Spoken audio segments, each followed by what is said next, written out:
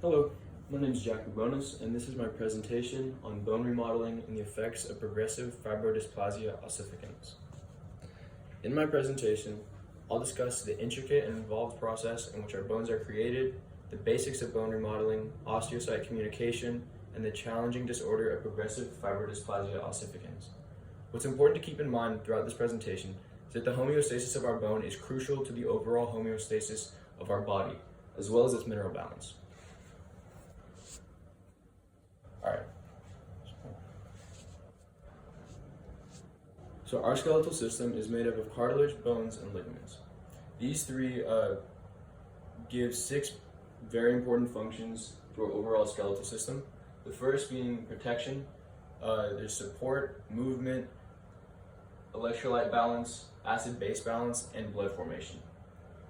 What's very interesting is the fact that our skeletal system can impact our electrolytic and ionic balance, and that's very important in understanding how our bones influence other aspects of homeostasis throughout our body. Alright, so we'll start off with osteogenesis, also known as the creation of bone. There's 2 types of osteogenesis that occur in our body, the first being intramembranous ossification. So intramembranous ossification creates the flat and irregular bones of our body. This involves mesenchymal cells of the early developmental stage in embryos to proliferate straight into osteoclasts and osteoblasts. As you know, osteoclasts are what clear fragile bone away for remodeling, and osteoblasts then secrete osteoid, which when bound with calcium creates bone. So you can see here that the osteoid in intramembranous ossification is filled around the capillaries. This creates the spongy bone of trabecula. And what's also important to know is that the shape of intramembranous bones isn't determined by the condensation of osteoid originally. It can actually be shaped due to pressure sustained over time. An example of this is the cranial bones. The cranial bones are created somewhat flat, but the pressure of the growth of the brain will actually bend and shape those bones to protect it better. The other form of ossification is endochondral ossification. So this creates the short and long bones of our body, and this version will have mesenchymal cells proliferate into chondroblasts instead of osteoclasts and osteoblasts. So the chondroblasts are responsible for laying down the cartilage template of the bone, and then once that's complete, most of them can transdifferentiate into osteoclasts and osteoblasts, so that they can then ossify the template. But there are still some chondroblasts that go to a secondary ossification center in the epiphysis of the bone. What's different between this and intramembranous ossification is that instead of filling osteoid around the capillaries, in the early stages of these bones, of endochondral bones, they'll be penetrated by blood vessels. This creates space in the shaft for bone marrow.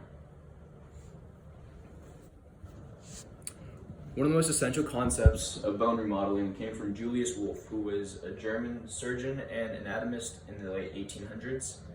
He was the first to theorize that bone will adapt to recurring stress that's placed on it. The hypothesis was validated in a study where young and adult mice were subject to varying amounts of pressure on their tibial knee joints. And the results showed that the mice who withstood the most pressure measured the highest in bone mass as well as bone mineral density, meaning that those who withstood the most pressure, their bones became stronger because of that. So Wolff's postulate would later develop into the idea that our bones are constantly capable of remodeling themselves under constant stress.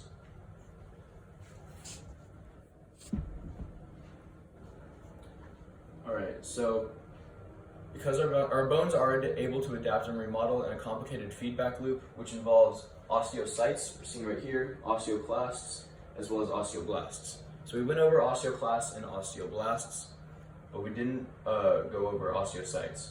Osteocytes are former osteoblasts that are encased in osteoid during bone formation. As you can see, they're underneath the bone versus these two, which lie on top of the bone.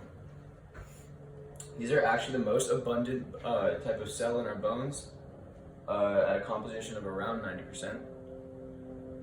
Our bones are mechanico-sensitive, which means that these osteocytes are intrinsically sensitive to stress and trauma of the bone so that they can communicate with other cells so that they can fix the problem and heal the bone. These osteocytes live in large networks just for the purpose of communicating with other cells, but they're placed close to the surface of the bone so that they can better communicate with those cells on the bone.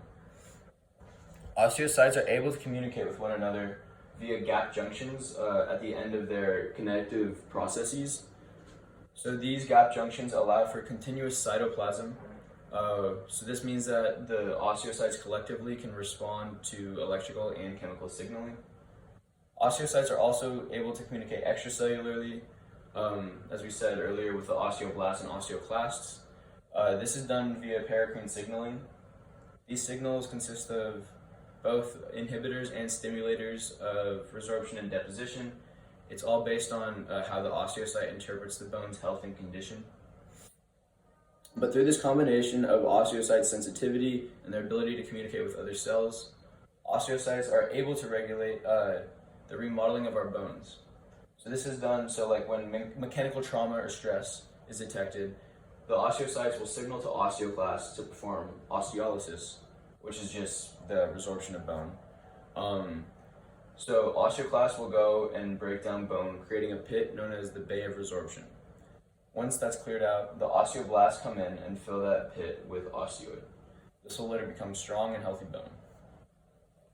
It's really important to note that the process of remodeling heavily overlaps with blood calcium concentrations, because osteoclast activity will directly increase blood calcium levels, which might trigger the release of calcitonin, but it could also be viewed vice versa, where if blood calcium levels are low, the parathyroid gland might secrete PTH, which would obviously increase the resorption of calcium in the intestines, but also the resorption of all bone just throughout the body, which would do that, and then increase calcium levels.